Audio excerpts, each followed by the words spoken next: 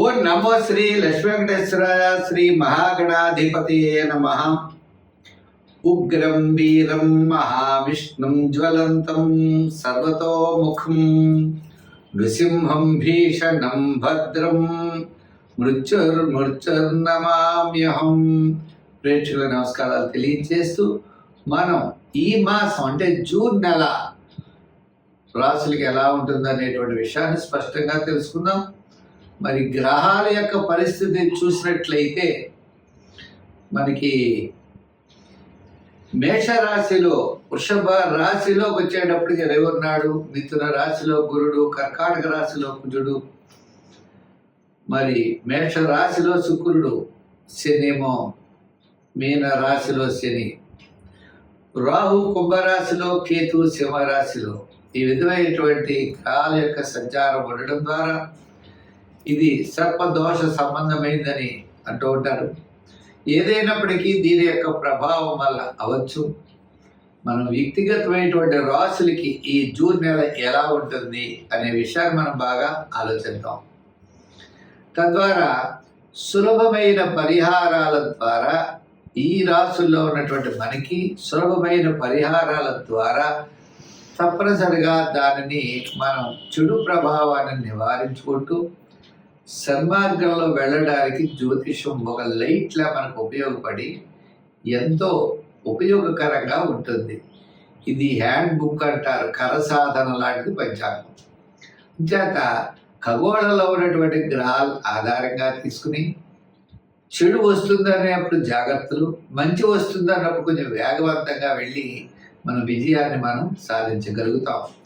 చెడు వస్తుందన్నప్పుడు ఏ సులభమైనటువంటి పరిహారాల ద్వారా దాన్ని మనం నివారించుకోవచ్చు అనే ఆలోచనతో ముందుకు వెళ్ళాలి. దీన్ని ఒక గైడెన్స్గా మాత్రమే స్వీకరిస్తూ మనం వెళ్ళినట్లయితే తప్పకుండా మన విజయాన్ని సాధించగలుగుతాం. రెండవ విషయం, ఉద్యమే నైసిత్యంతి కార్యాడిన మనోరథై. మన యొక్క ప్రయత్నం తప్పనిసరిగా ఉండాలి. ప్రయత్నం చేతనే విజయం సాధిస్తామనేటువంటి విషయాన్ని కూడా మీరు తెలుసుకోవాలి. మా కార్యక్రమం మీకు నచ్చినట్లయితే లైక్ చేసి షేర్ చేయండి.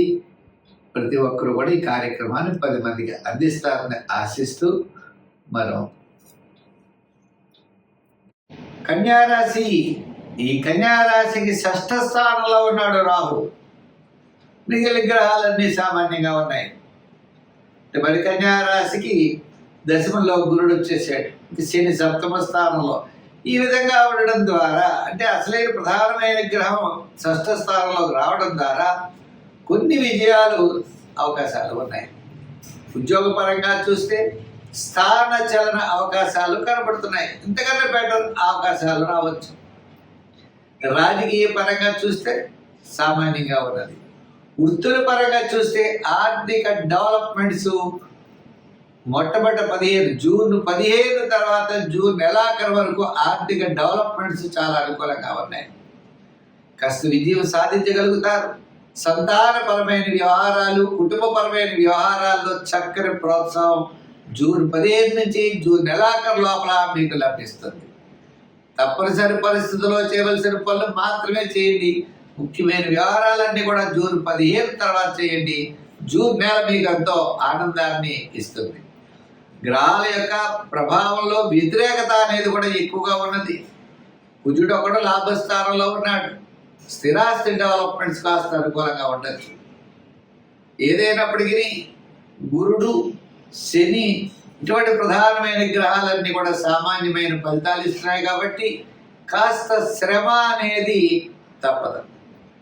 విద్యార్థులు వినాయకుడిని పూజించాలి.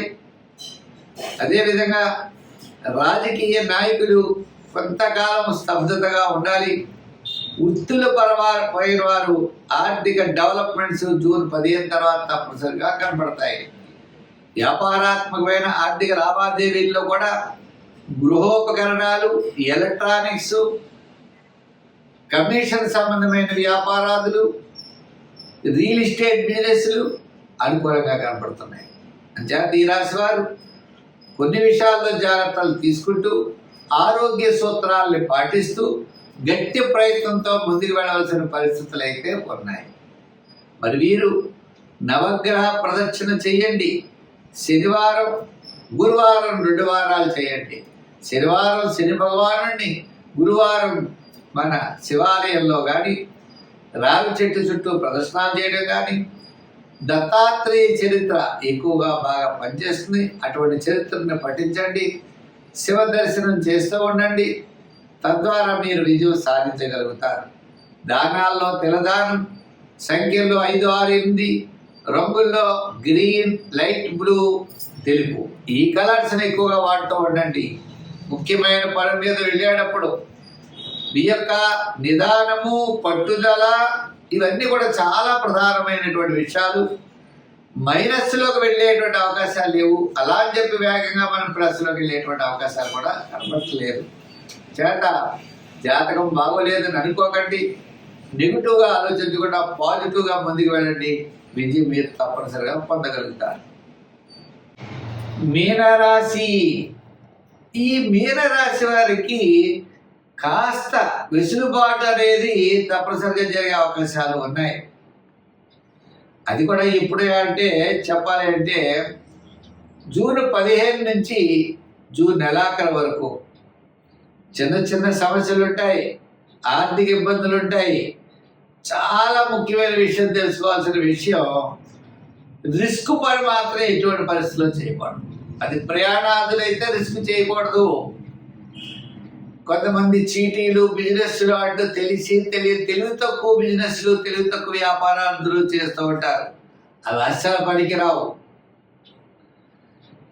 మన ఎవరో ధన సహాయం చేయండి, మీకు 5 లక్షలు ఇవ్వండి, 2 లక్షలు ఇవ్వండి, మీకు వడ్డీలు ఇస్తామంటారు. అలా కూడా డబ్బులు పోతాయి.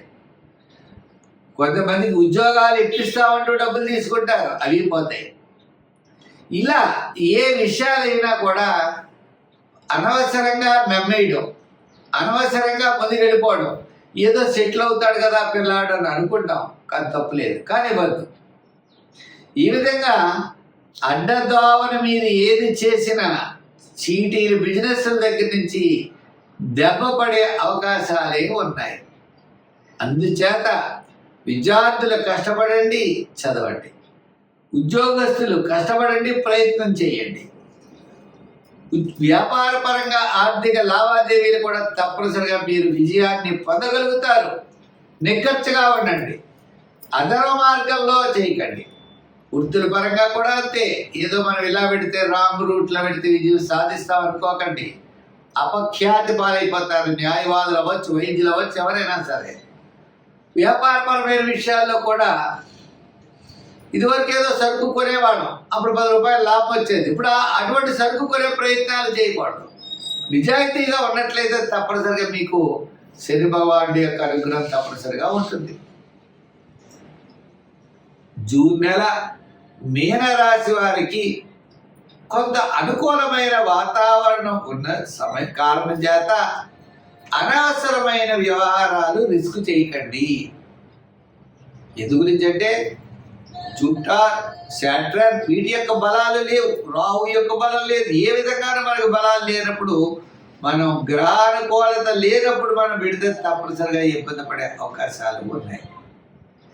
మరి నవగ్రహ ప్రదక్షిణ చేయండి, నవగ్రహ స్తోత్రాలను పఠించండి. ప్రతిరోజు శివాలయానికి సాయంకాలం వేళ వెళ్ళి ప్రదర్శనాలు చేయండి. సోమవారం అటువంటి ఉదయం సమయంలో వెళ్ళి స్వామివారికి పాలాభిషేకం, పాలు సమర్పించండి. సంఖ్యల్లో 3 ఎక్కువగా, 4 సంఖ్యలు ఎక్కువగా వాడండి. గోల్డ్ కలర్ ఎక్కువగా వాడండి. అలాగే తెలుపు కూడా మంచిది. తద్వారా మీరు విజయం సాధించగలుగుతారు. దానాల్లో తిలదానం చేయండి. నువ్వు పప్పు ఉండలు కాకులకి పెట్టండి, బెల్లం కూడా పెట్టండి. చీమలకు పంచదార వేయండి. దానాల్లో నల్లని వస్త్రాన్ని దానం, తిలలు దానం చేయండి. సదా శని భగవానుడి యందు కృతజ్ఞత కలిగి ఆయన ఎక్కువగా ఆరాధించండి. ఆయన స్నేహితుడైన హనుమంతుడిని కూడా పూజిస్తే తద్వారా మీరు విజయం సాధించగలుగుతారు. అవకాశం ఉన్నప్పుడు నల దమయంతుల యొక్క చరిత్ర వినండి. దాంతోపాటు మీరు కాశీలో ఉన్నటువంటి కాలభైరవాష్టకం ఉంటుంది.